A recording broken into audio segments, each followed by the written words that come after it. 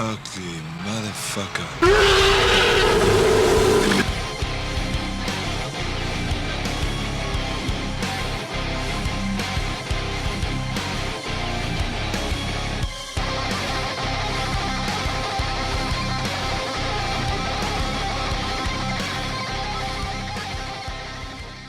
So the new film Predator Badlands comes out at the end of this week, and I thought, what better time leading up to that film to go back and rewatch every single Predator movie in preparation for it, and that way I get to talk about the Predator franchise. So yes, this week is going to be Predator Week on the channel.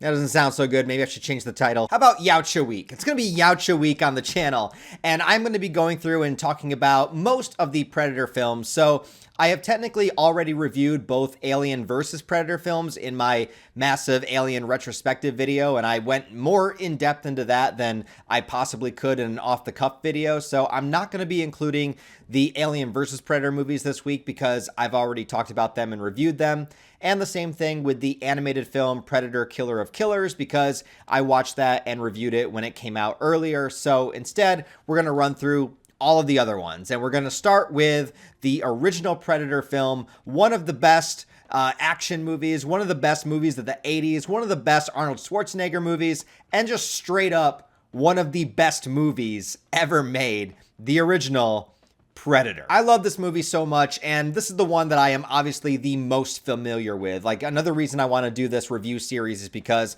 a lot of these Predator movies I've only seen a couple of times, and there's actually one that I haven't seen.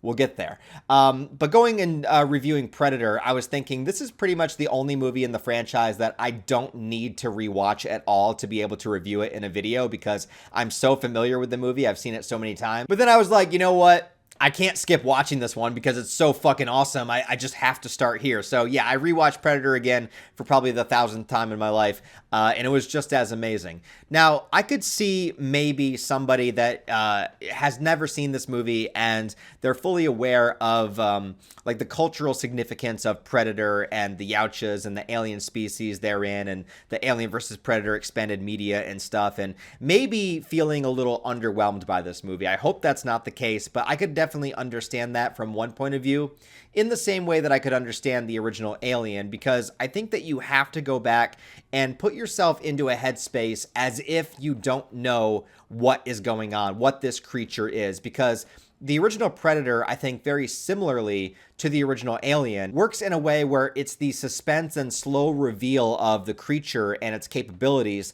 that makes the movie terrifying and that makes the movie interesting. Nowadays, like, yeah, we know that the Predators can camouflage themselves. We know they have shoulder cannons. We know this and that. But try to put yourself into the headspace when you watch this movie if you knew nothing about this creature. And you are just seeing people be eviscerated. You're seeing people being skinned and hung upside down. You're seeing a creature grab a man's skull and spine and pull it out of his body. Like, just put yourself into a world where you've never heard of the Predator before and you're watching this unfold through the perspective and through the lens of the characters in the movie that also have no idea what's going on, and being in territory that is not an easy way to try to find a creature that is camouflaged and hunting you down, as the entire movie takes place in the middle of a jungle. Arnold Schwarzenegger plays a character named Dutch who leads a team of mercenaries in this movie into the jungle on a supposed rescue mission, although he's not fed all of the truth about what they're meant to be doing. And then while they're in the jungle, the hunters, you know, this elite military unit, this team of mercenaries that is just filled with dudes that are just like jacked beyond belief. Like, you have Arnold Schwarzenegger in there, obviously, and his biceps look bigger than my entire body in this film, and they're always greased up and oiled, and I just, it does things to me. But besides that, then you have Jesse Ventura in here as well. Massive, huge dude. You have Carl Weathers, you know, Apollo Creed himself. All of these guys are jacked, hardened soldiers with a ridiculous amount of firepower and weaponry with them. And these are the kind of guys that in like any other movie, especially any other movie that came out in the 80s that was an action movie, would be the hero team that would come in and save the day and kill everybody. And that's basically what they do during the like the first act of this movie, when there's a big action sequence that doesn't involve the Predator whatsoever, with the mercenary team going in and killing all the guerrilla soldiers and stuff. And that's the most like typical cliche like Arnold action movie moment in this film, as a way, I think, to kind of like give us a false sense of security of how confident and how skilled these characters are before the Predator begins to attack. And it's a really brilliant way to kind of like use our like cultural knowledge of who Arnold Schwarzenegger is at the time, because in the 80s, this guy was Terminator, Total Recall, The Running Man, you got Commando, like Arnold is the man. So you're taking a character that you're used to seeing mow down, hundreds of enemies in a movie and make it out alive, make it out unscathed. And now you're turning Arnold Schwarzenegger into the prey for the Predator to hunt down, basically showing like these are elite soldiers, these are the best of the best, and that's why essentially the Predator is hunting them. It wants the good sport, it wants the challenge, it wants to take on the strongest opponents. It's a matter of honor, it's a matter of pride, it's a matter of taking on the best possible game. So it's a brilliant subversion of what we would be used to at that time period, and that's why I also say when you go back and watch movies, not just this movie, but any movie, from a different era, from a different time that's decades past, I think it's important when you watch the movie to try to, at least to some degree, put yourself into the headspace of when this movie came out. It's like when I watch like older horror movies and stuff, and people are like, that's not scary, or, the effects are corny, yada, yada, yada. It's like, don't think about it in a modern day context. Think about how people would have reacted to this when it came out. It's a totally different thing. And now with tons of sequels of The Predator and, the expanded media and the video games and the comics and stuff, well, now it's like, okay, we know what that is. We know what it's doing. We know what its powers are. It's like, it's not as terrifying, but just going back and thinking about these characters that have no idea what's going on. They're just wandering through the woods, right? And they see people skinned, hanging from trees, and they're wondering who the hell could have done this. Like, what kind of barbaric person would take the time to skin these people? And the woman they have with them in the movie says, the trees came alive, the jungle came alive and killed him. Like, he can't see what's going on. He just turns to the side and blades come into him, and he gets killed that way. And then you have Jesse Ventura's character, make you a sexual tyrannosaur like me. He's just this giant badass, and then he makes one wrong turn, and this laser cannon blasts through his chest, completely opens him up, and you're just thinking, what the fuck is going on?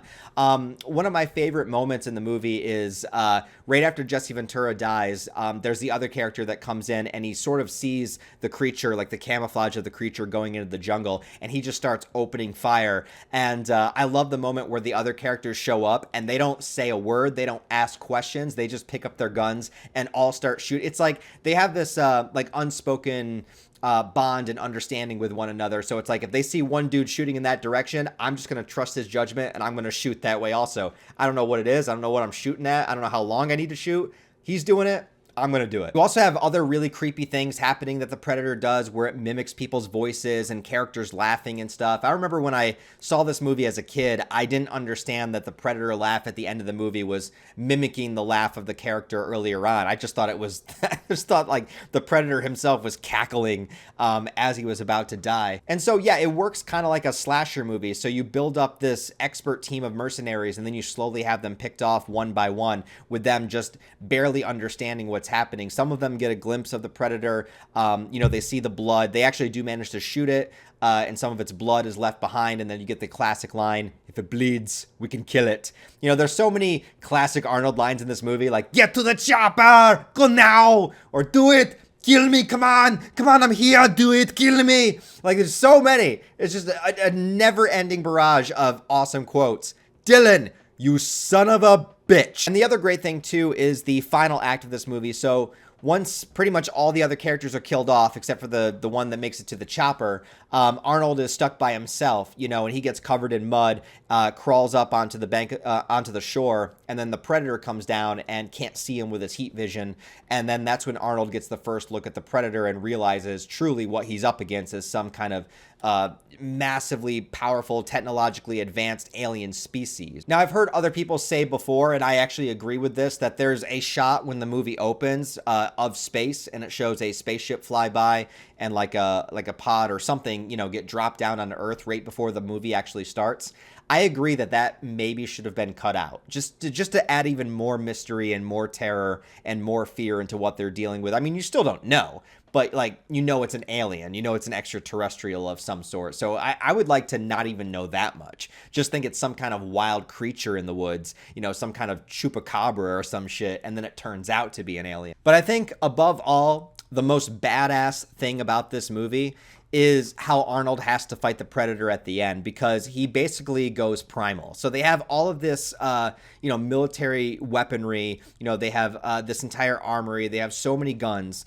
And what Arnold ends up doing is basically stripping down everything, covering himself with mud to not be seen, using sticks, using rocks, setting up traps, putting down ropes, having it so like a log will fall on the Predator, making spikes. Like, he's doing all of this caveman shit. When he grabs the torch and stands on the end of the hill and just screams, I swear to God, it takes everything in me to not pause the movie and immediately go to the gym and lift as much weight as possible when I see that scene, because it ignites some sort of insane testosterone boost inside my body every single time I see that scene, and I just have to go do something active. So yeah, the final battle is fantastic, and the reveal when the Predator takes off its helmet and you see its face for the first time. You are one ugly motherfucker. And I also love how nothing is really explained about the Predator. You don't get an expert character that has the background and the lore and stuff. You're just learning as it goes along. And so when the Predator drops its weapons and fights Arnold mano a mano,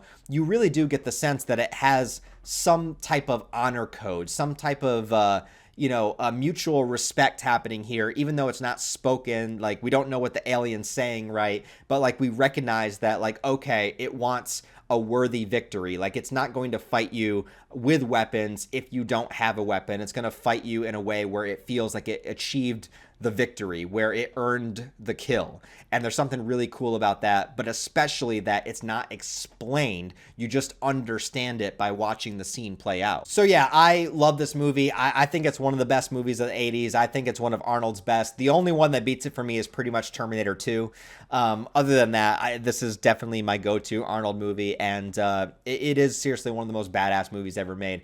I know the Predator movies really change after this, and they expand a lot on the lore and the species and the home world and all that stuff, and I like all that stuff, but I do think there's something very special about the original Predator movie, where you don't know anything about the creature, and it's the slow reveal, it's the terror of not knowing, it's being stuck in the middle of the jungle, and it's being stripped of everything modern, having you go back to your most primal ways of combat in order to take this technologically advanced creature down. It's just a beautiful story. Beautiful story about love and loss and friendship,